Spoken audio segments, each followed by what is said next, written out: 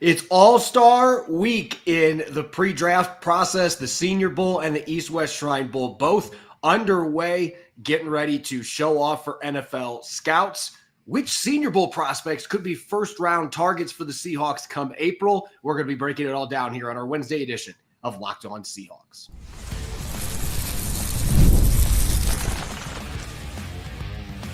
You are Locked On Seahawks, your daily Seattle Seahawks podcast. Part of the Locked On Podcast Network, your team every day. Greetings, 12. This is Corbin Smith, host of the Locked On Seahawks podcast, your daily Seahawks podcast, part of the Locked On Podcast Network, your team every day. Glad to be joined, as always, here on our Wednesday episode by my co-host in crime, Rob Rang. And a special thanks to all the 12s out there. Thank you, as always, for making Locked On Seahawks your first listen 5 days a week. We greatly appreciate it. Whether you're tuning in from Port Townsend, Washington, or Louisville, Kentucky, we appreciate each and every one of you. The Senior Bowl, now well underway, and the East-West Shrine Bowl, for the first time in years, is going on at the same time. That game will be coming up tomorrow night.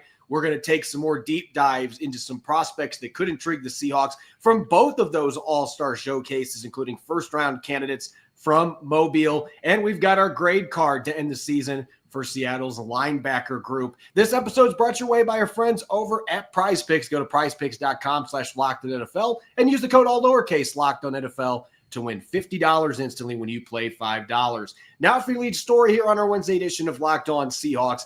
Every year, John Schneider seems to take a big chunk of his draft capital and invest it in Senior Bowl alumni. Last year, 5 of the picks that the Seahawks brought in participated in Mobile. It feels like more years than not, Rob, at least half the players that Schneider picked played in the Senior Bowl, and that likely will be once again the case this year with 9 projected draft picks. There's a really good chance that a number of those players are going to be ones that put on a show in Mobile, and the first round has not been an exception. There have been first-round picks, several of them made by John Schneider, that were Senior Bowl standouts. And looking at this year's class, with this not necessarily being a great draft class overall, it feels like the experienced juniors and seniors that are at the Senior Bowl this year may be better bets early. And there's certainly some first-round caliber players that are putting on a show right now at the Senior Bowl. Yeah, there's no question about it, Corbin. I mean, the Senior Bowl, as Jim Nagy, our buddy, likes to say, the draft starts at the Senior Bowl. The draft starts in Mobile, I guess, is exactly how he says it. And I have to agree. Look, I've been going to Mobile, Alabama to scout the Senior Bowl now basically for 25 years. One of the very first opportunities I had to really start to get to know some of the Seahawks scouts, their coaches, was years ago when Mike Holmgren was actually the head coach there. And so, I've been going to the Senior Bowl for an awful long time, sat with the Seahawks scouts and basically just kind of argued about prospects that maybe they would be interested or their other clubs would be interested in. And I think that Jim Nagy does a terrific job of assembling talent for this game. And he's got to do some recruiting, because a lot of these prospects, they get these agents in their ear and they think that they are going to be guaranteed first round selections. If you put yourself on the line and you perform up to expectation in Mobile, then you very easily could become that first round selection. And as you said, Corbin, there is a list, maybe a dozen or so prospects here who could potentially make some sense for the Seahawks as first round selection. So let's just kind of look at some of this list. And I think that you are going to see a trend here, and that there's an awful lot of talent on the offensive and defensive lines. Anybody who watched the Seahawks this past season knows, of course, about the issues that the club has had in terms of protection and running the football. So I'm going to focus in on a couple of those offensive linemen. Now, in 2 days ago, we talked about the offensive prospects in Mobile this year that really caught my attention. One of the guys that I talked about was Armand Membo. Now that the sizes have come out, I thought that was a really good size number for him, 6'0", so basically 6'4", 332 pounds. 33 and 1/8 inch arms. There have been an awful lot of talk that he's going to come in too short and with too short of arms to be able to remain at the right tackle position that he has played brilliantly at Missouri.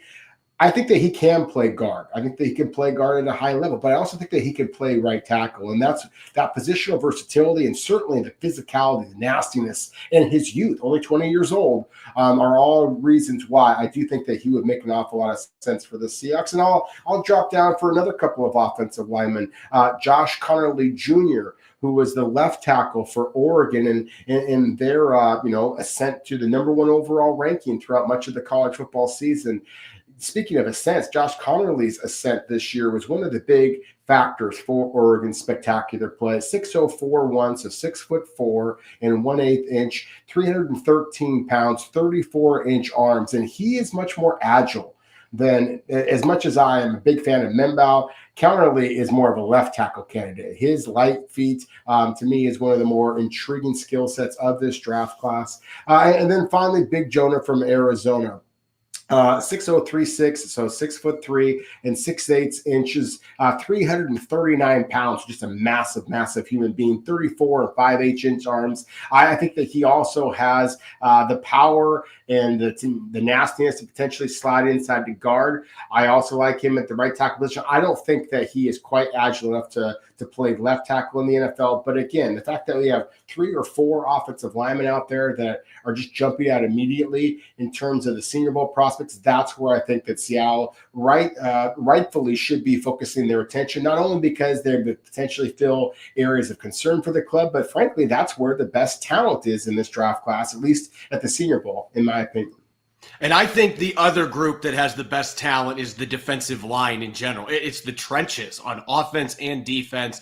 And there's a couple of edge defenders that, if you've been watching clips from Mobile this week that have been shown by those that are actually in attendance, we've been able to get our eyes on a lot of film coming out of Mobile. So even though I haven't been there, there's a lot of stuff been able to watch.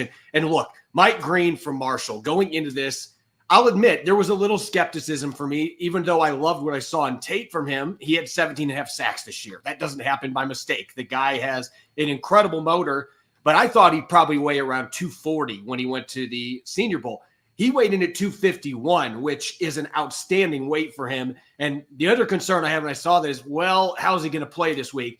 If you watch the clips, he looks exactly like he did on his film at Marshall. He has been torturing tackles and blockers in general the first couple of days of practice. He has got a scintillating first step off the line of scrimmage. He has got a track runner bolt coming off the line of scrimmage. And I think the most underrated part of his game, the guy has a nasty speed to bull rush, as good as you're going to see. So this is not just a one-trick pony that just wins upfield. He can mix in spin moves. He can mix in dip and rip moves. But his bull rush coming off of a speed rush is just fantastic. And he's used it several times in the Senior Bowl clips that I've seen. So this guy, not only is he a first rounder at this point, this draft, he might sneak into the top 10 or 15. He might not even be there when the Seahawks pick.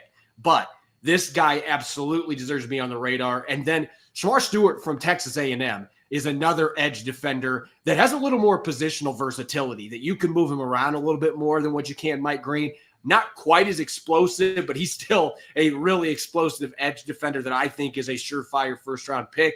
He's got a little more physicality to his game. And that's the thing I would say about both these guys. Green actually had more run stops than any edge defender in the entire country this year. So he is not just a pass rusher, and Stewart has the toughness to also be a good run defender. Seattle has a under-the-radar need at the edge position, not just this year, but moving forward.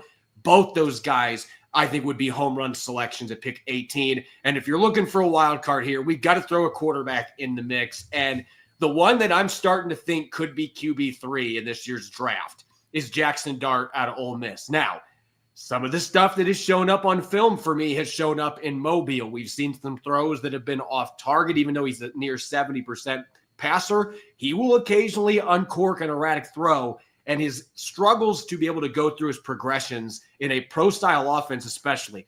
That's why I think he's going to need a year to sit behind a starter. But what's a good team to land and have that opportunity to learn by Geno Smith?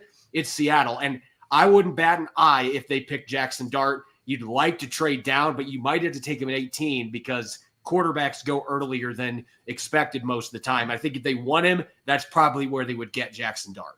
Yeah, that's a good point. And I think if we're going to talk about Ole Miss players, then we also have to mention Walter Nolan, a defensive tackle. And, interior defensive tackle is not perceived to be as big of a concern for the Seahawks. But as we talked about in yesterday's show, the Seahawks, of course, have some potential holes there.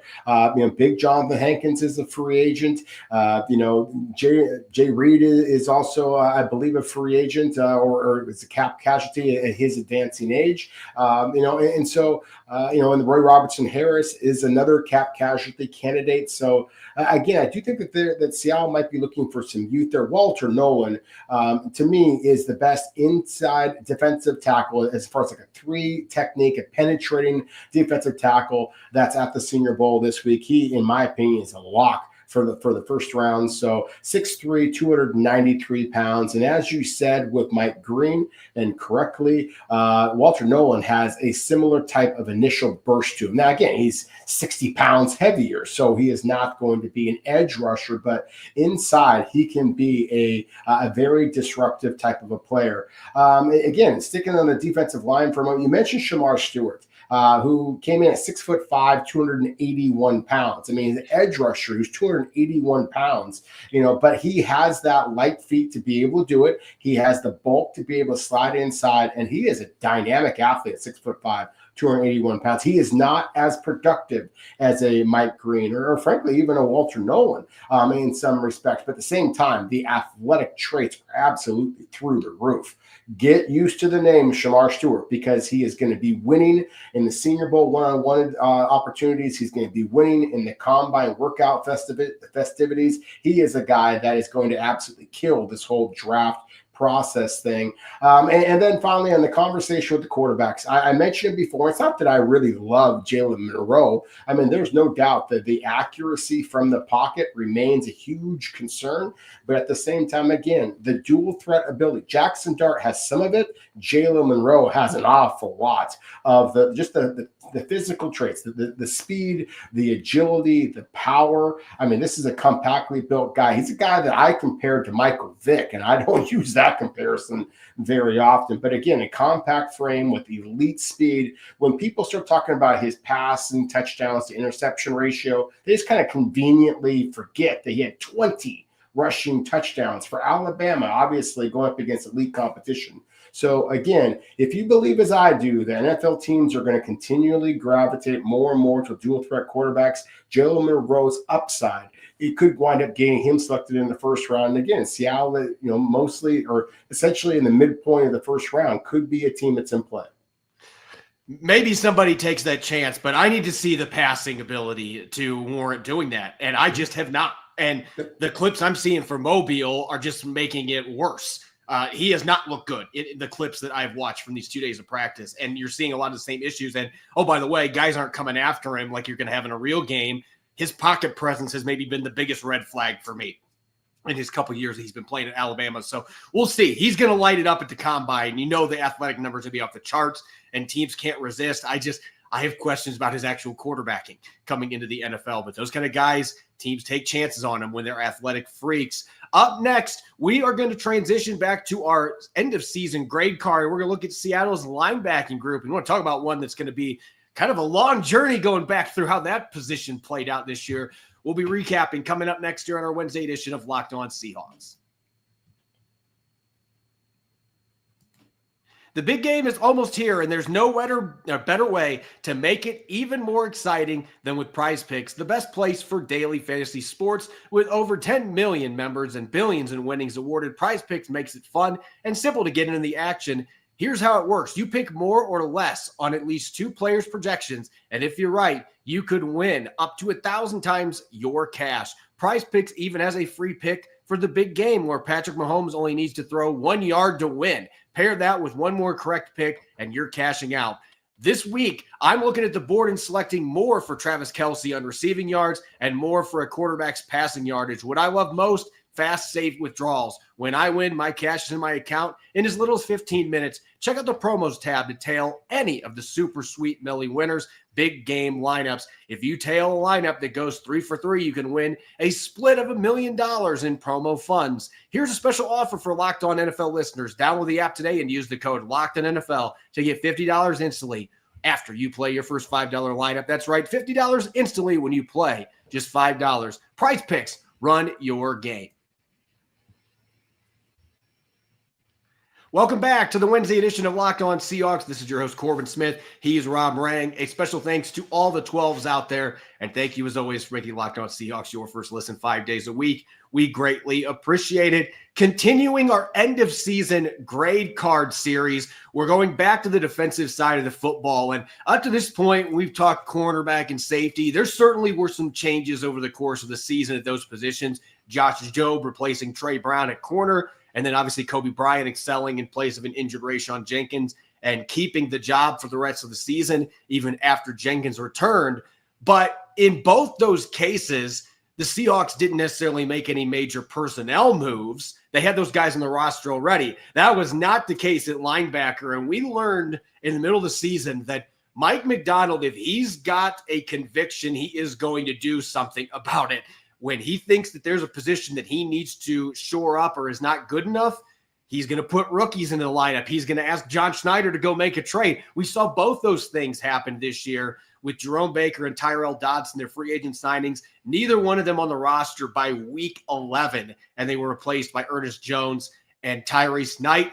And obviously those two played much better than their predecessors. That was one of the reasons the Seahawks gave up under 19.5 points per game in their last 8 games as they tried and unfortunately came up just short of making the playoffs. Talk about a long, winding road they had to go to get that kind of performance at linebacker, but the moves clearly were shrewd ones by John Schneider and Mike Macdonald.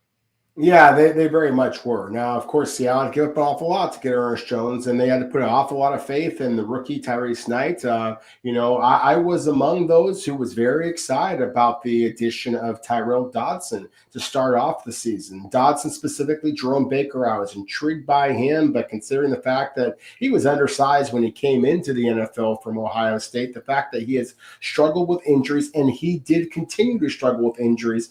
Those of you that maybe didn't follow what he did after being traded away from Seattle and spending time in Tennessee, he wound up only playing a couple of more games for the Tennessee Titans. He actually was more productive Jerome Baker was for the Seahawks than he was for the Titans. Going back to Tyrell Dodson, Corbin, one of the things I was really excited about with Dodson, saw on his tape from Buffalo, was just a willingness to attack gaps. And he did that at times. He had 5 tackles for loss in, I believe, the 9 games in which he played for the Seahawks. Unfortunately, sometimes he attacked gaps and the running back took a different gap. And so there just wasn't as much team defense as I think that Mike Macdonald absolutely required. And that, to me, is one of the things that Ernest Jones did an unbelievable job of. So while I would give Tyrell Dodson a C-, I would give Ernest Jones, on the other hand, an A-. And the reason why I say the minus is because, again, to me, a bugaboo is I want an inside linebacker who is going to be willing to attack some gaps, is going to be willing to take some chances. Ernest Jones was spectacular for Seattle. I mean, the production speaks for itself. 94 tackles in just 10 games. However, he only had 1 tackle for loss. He only had 1 forced fumble, only 1 interception, only half of a sack. If you're going to get an A for me at the inside linebacker position, and again, I think that we have to be fair. This is his first season in Seattle. Hopefully, it's going to be here for an awful long time. But I do think if you were going to give the type of money that I think that he is expecting, you've got to make more game-changing plays. And so to me, that's why I'm giving him an A-, even though I'll say this, I thought that Ernest Jones was the biggest personnel difference between a team that looked like not even a contender for the playoffs to obviously one of the better teams down the stretch, at least in the defensive side of the ball. Yeah, I'm going to give him an A- too. And our logic is pretty much the same, that I loved what I saw from Ernest Jones, and to me, he is a must re-sign. And I'd pay him top 5 money at linebacker because he's still only 25 years old. I think there's room for growth. The one pick he did have was a phenomenal interception. I think that Mike Macdonald is going to be able to mix him in more as a blitzer next season. I think that's something that can definitely be a strength in his game. They just didn't do as much of it after he came over from the Titans. But those impact plays weren't necessarily there that you're expecting from a guy that wants top 3 linebacker money. I think they're going to come. I really do. I think in this defense is a great fit for him, but I'm going to go A-. Now, the counterpart, the one that became his new sidekick, he played a couple games with Tyrell Dodson, and that didn't necessarily seem to work. But when they put Tyrese Knight, the 4th-round pick, out of UTEP into the starting lineup, we had already seen some positive flashes from Knight early in the season playing for an injured Jerome Baker for 3 games. You get to see an extended period with him. And what was so impressive, and we knew he was a great tackler at UTEP, but sometimes that doesn't always translate to the league. And sometimes guys, they're a little awestruck and they miss more tackles. That was not the case with Tyrese Knight, under a 5.5% missed tackle rate this year for the Seahawks. When he got his hands on guys, he got them down. I also was really impressed by what he brought to the table in the other aspects of the game. He had 1.5 sacks. He had a number of pressures as a blitzer. Didn't blitz a ton, but he was very efficient with those opportunities, getting to the quarterback. And in coverage, we got to see that fluid athleticism. And he looked much more comfortable doing that than I expected to see. I thought this was going to be a couple-year project for a number of reasons come from UTEP, but it just seemed like he just kind of hit the ground running. Looked fluid back there. We got to see him smack guys a couple of times. We got to see him go up against slot receivers and defend them stride for stride and get pass breakups. There was a lot of really exciting things to see. I'm actually giving him an A. I think when you're looking at the expectations that Tyrese Knight had coming into this season, I think in terms of expectations and actual production, he was the most impressive rookie that the Seahawks had on their roster, and he took full advantage of his opportunity. Now those expectations have been set. The expectations are going to be much higher next year. But I think for what was expected, he just blew all expectations out of the water. I have to give a C+ to the position because of how things went the first half of the season. But if we were just looking at Tyrese Knight and Ernest Jones, it'd be an A- to me.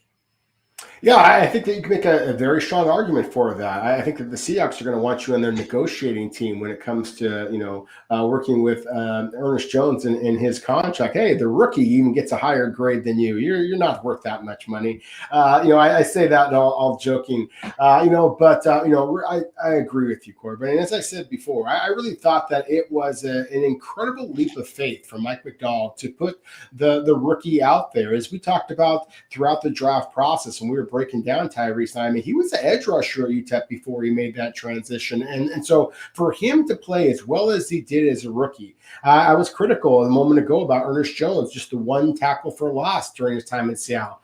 Tyrese Knight had 3. And started significantly less games. So again, to me, that is, not significantly less, 9 games rather than 10 games for Ernest Jones in the Seattle uniform. But still, I thought that Seattle's willingness to put Tyrese Knight in space and coverage, as you pointed out, and be willing to blitz him, I really think it took advantage of his natural pass rush skills, his closing speed. You talked about his ability as an open field tackler. That to me was very encouraging. I gave him an A- as well because I just didn't have enough courage, I guess, to give him a little bit higher grade than Ernest Jones. Although again, I think Tyrese Knight did a spectacular job. And I would mention the other 2 linebackers who at least got some production for Seattle, albeit middling, that we haven't mentioned so far. Drake Thomas, Patrick O'Connell, both of them largely special team standouts. I was encouraged by the fact that Drake Thomas was healthy for the Seahawks and basically played all 17 games for them. 13 tackles, primarily all on special teams, but he is a headhunter that I do believe could be very effective in the special teams role, or perhaps if pushed into the starting lineup. Not that I'm arguing that Seattle should not be bringing back Ernest Jones, but if he is pushed onto the field, I think that Drake Thomas in particular has the instincts that you're looking for at the Mike position. O'Connell has the athletic ability and speed that they can be an adequate backup, that weak side linebacker position as well. That said, if you don't bring Ernest Jones back because the dollars just get out of control, then this is not a terrific draft class, in my opinion, for linebackers. So that just makes it that much more critical that Seattle brings back number 13. Yeah, I think that when you look at this draft class, again, to me, it is a must-have. You have got to find a way to get Ernest Jones back on a long-term deal and pair him up with with Tyrese Knight for the next 3 years minimum. You've got to find a way to get those two together. That was such a big part of their defensive turnaround. And I think the backups that they have as backups are more than efficient. If they want to go out and draft another guy on day 3 to add to the group, they can absolutely do that. Now, if they lose Ernest Jones, that suddenly becomes a much higher priority, especially in this draft where it's pretty top heavy.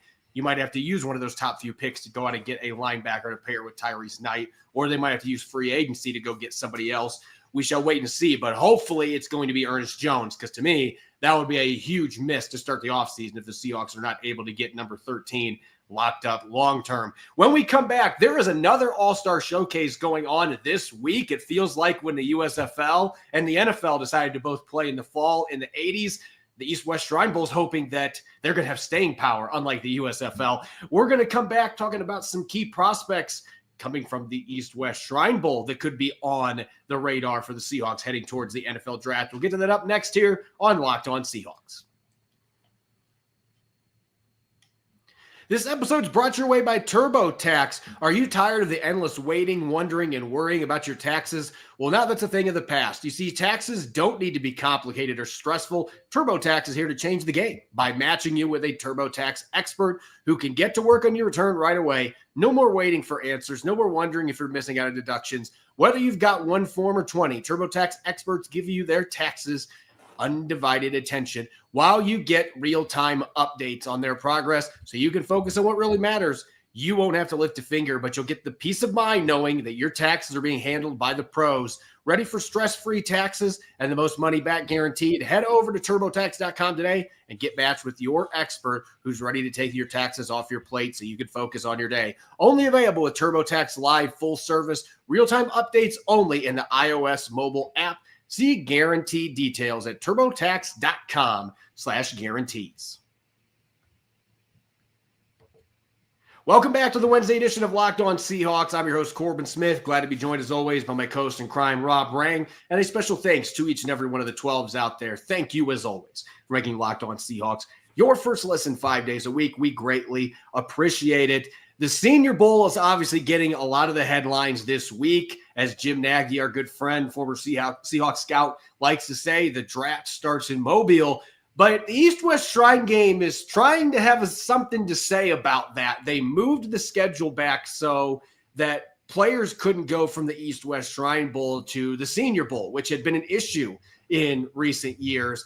You can't do that this year. You had to pick one or the other with their schedules overlapping. And with that, the East-West Shrine Bowl did a really good job this year. Obviously, the notable names, Shedeur Sanders, who's expected to be a top 5 pick, potentially the number 1 quarterback in this draft out of Colorado. A bunch of his Colorado receivers also partaking in the East-West Shrine Bowl festivities, at least being in person there. From what I understand, at least Shedeur Sanders is not practicing. He's not participating in the on-field drills, but the Seahawks and every other team, I'm assuming, met with him at the East-West Shrine Bowl. The number 1 prospect there, but there's some other really good NFL prospects there. And it feels like the gap is closing a little bit, Rob, between what's going on down in North Texas and what we've seen in Mobile over the years. Yeah, and as I said, I've gone to the Senior Bowl 20 times. I've gone to the East-West Shrine Bowl back when it was called the East-West Shrine Game, probably 10 or 12 times as well. I remember when it was in San Francisco, it was just a short little jaunt, and they've, a short little flight, from here in Seattle. Look, I think that Eric Galko, who is the chief scout for the East-West Shrine Bowl, has done a terrific job.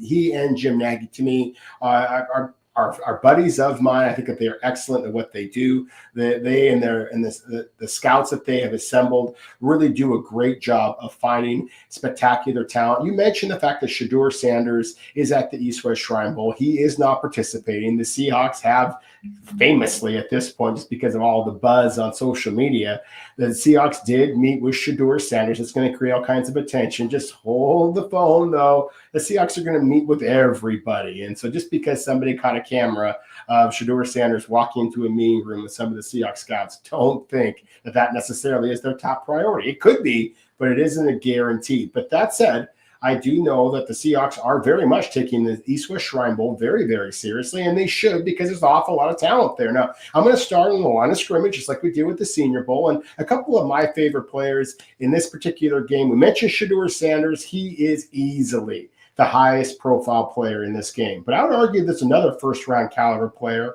and he's one that Mike Macdonald is going to be very familiar with, and that is Kenneth Grant, the big nose guard from Michigan, 6'3", 6'3.5" officially, 342 pounds. Corbin, he is the Jonathan Hankins replacement. It's just, are you willing to invest a first-round selection in him?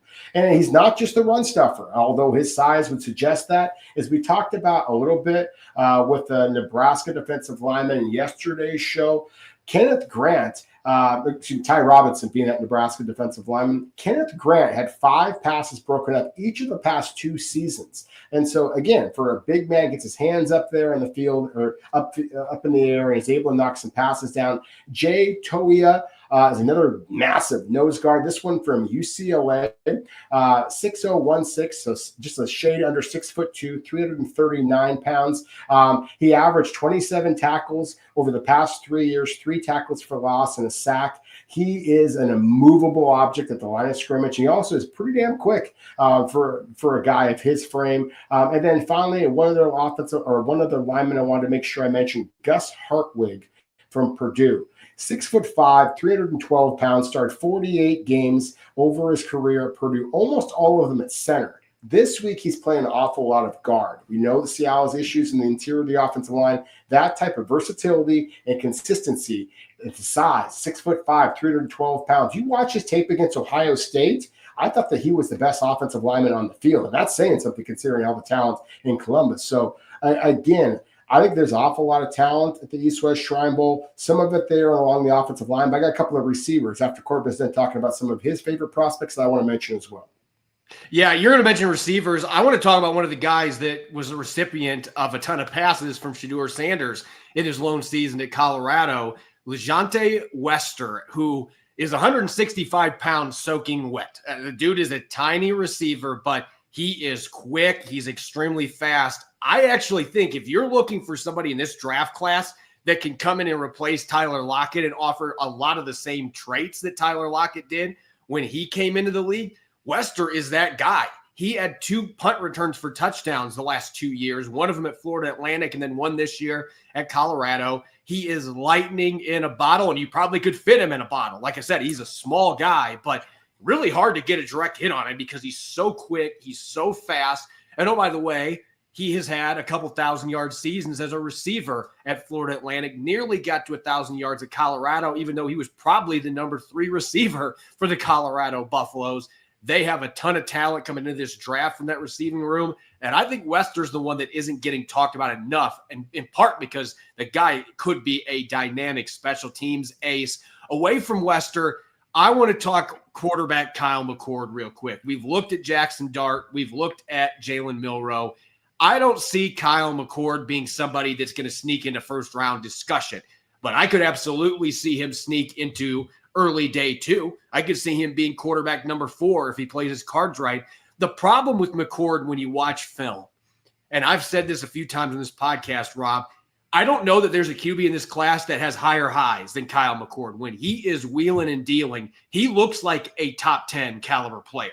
The problem is there's too many times where he looks undraftable because the mistakes are that bad. He had a game he threw, I believe, 3 pick sixes earlier this year against Pittsburgh. You take that game out of the equation, he was pretty clean turning the football over for the most part. But the decision-making, there's just too many times. I hate to bring up the Will Levis comparison, but in that standpoint, I see a lot of Will Levis in his game, but I like the highs with him a lot better than I liked Will Levis. So I think a day 2 guy that has the upside, if you develop him, can be a starter in the league. Mitchell Evans, the tight end of Notre Dame, is one other player I'm going to mention real quick. We talked about him in the national championship game discussion. Didn't have gaudy numbers necessarily, but Notre Dame is just so good at kicking out tight ends. This guy can block. He can get nasty in the run game. He at one point was leading Notre Dame in touchdown catches, so he can be a red zone weapon, and I don't think he was used quite as he could have been used. He had a few injuries at Notre Dame, but Evans is a player that I think on day 3 could be a great value and a really good tight end class this year. Yes, I 100% agree with everything you just said there as far as the quarterback, the receiver, as well as the tight end. I'm going to switch back to wide receivers here with 2 receivers that have made some transitions over the last couple of years that I think are going to make them that much more intriguing to the Seahawks. The first one, and I got to mention him first because all he did was lead the entire country with 16 touchdowns in just 12 games, and that's Nick Nash from San Jose State. We talk about guys who won the weigh-in. Nick Nash, there was a lot of questions about if he was going to come in slim, 180 pounds or whatever. But as a former quarterback, he retained some of that size, 6'2", 200 pounds on the nose. I don't think he's going to run in the 4.4s. I think he's more of a 4.5 guy.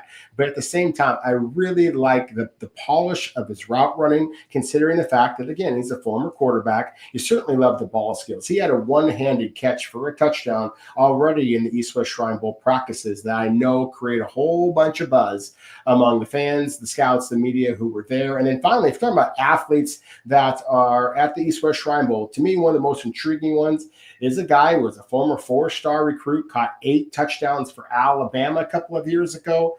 Some injuries pushed him aside. He wound up transferring to Louisville this past season. But Corey Brooks is a guy that I think can play that split end position. I like his size, 6'1.5", 191 pounds, and he just plucks the football. Now, unfortunately, there are some drops on tape, but he is a guy that can corral the ball, put it away, and then show some burst and be able to create after the catch. To me, that's intriguing. I think that the over-the-top game is something that really applies very nicely to him, and also is something that I think I expect to see a lot more in Kubiak's offense. So to me, again, the East-West Shrine Bowl, as you said, Corbin, this is a better collection of talent than we've seen from this game in a long time, and I think the Seahawks are in position to take advantage of it.